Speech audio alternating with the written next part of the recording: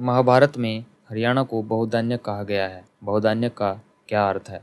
Option A देवों की भूमि, option B अनाजों की भूमि, ऑप्शन सी कृषि की भूमि, ऑप्शन डी अत्यधिक समृद्ध भूमि। इसका उत्तर है अत्यधिक समृद्ध भूमि। महाभारत काल से ही हरियाणा को भरपूर अनाज और विशाल धन की भूमि के रूप में जाना जाता है। प्राणनाथ चोपड़ा के अनुसार हरियाणा का नाम अभिरियाणा, अहिरियाणा, हिरियाणा, हरियाणा से मिला।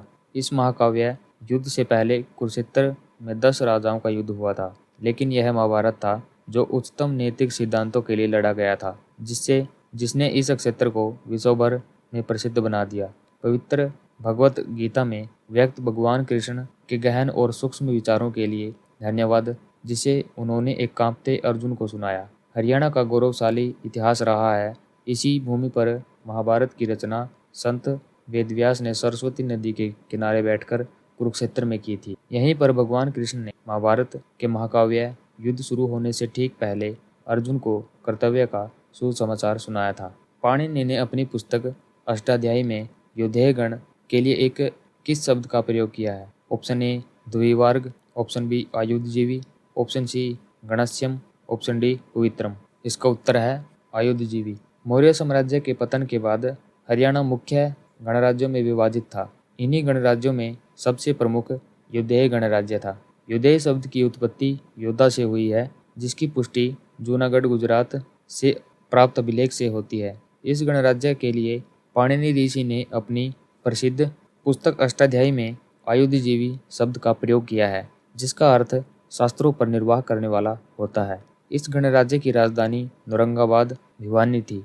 इस गणराज्य का पूजनीय देवता भगवान कार्तिकेय और प्रतीक चिन्ह मोर था। योद्धेय की शक्ति का अंत करने का श्रेय गुप्त शासक समुद्रगुप्त को जाता है।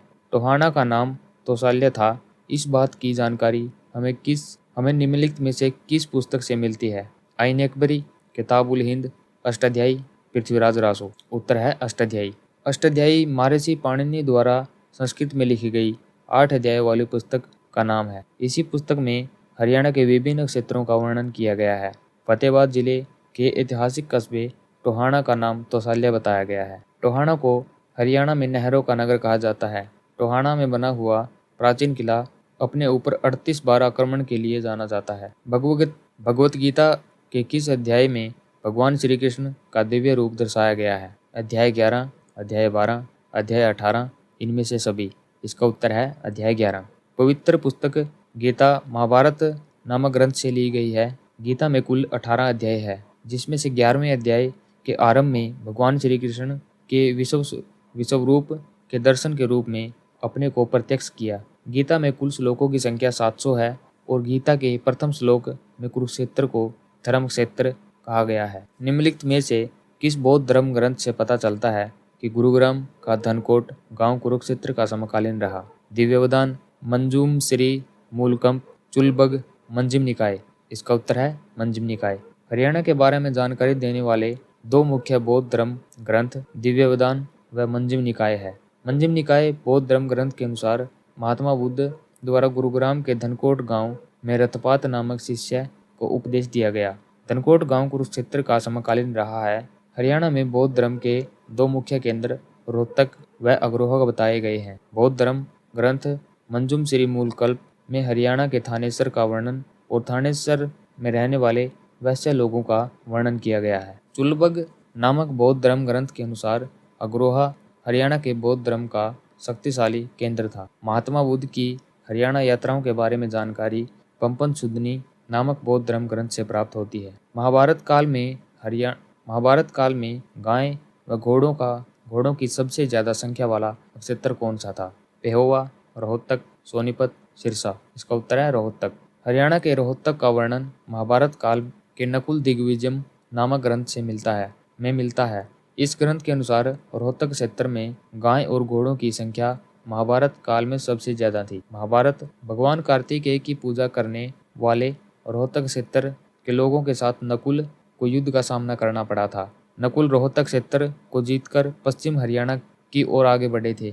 पेहोवा कुरुक्षेत्र से प्राप्त मिहिर भोज और महेंद्रपाल के अभिलेखों के अनुसार प्राचीन समय में भारत में घोड़ों के व्यापार का मुख्य केंद्र पेहोवा ही था। हरियाणा के अग्रोहा के टीले का उत्खनन किसके द्वारा किया गया था? श्री एच.एल. श्रीवास्तव, श्री बिजमोहन पांडे, श्री जगपति जोशी, श्री राधेश्याम जोशी। इसका उत्तर है श्री एच.एल. श्रीवास्तव।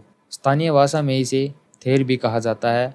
अग्रोहा की साइट को पारंपरिक रूप से अग्रवाल समुदाय के महान राजा महान अग्रसेन की राजधानी माना जाता है। इस स्थल की खुदाई 1888-89 में रोजर्स द्वारा की गई थी और 1938-39 में भारतीय पुरातत्व सर्वेक्षण द्वारा लगभग 3.65 मीटर की गहराई तक एच.एल. श्रीवास्तव द्वारा फिर से खुदाई की गई थी। 1978 से 84 में हरियाणा सरकार के पुरातत्व और संग्रहालय विभाग के श्री पी.के.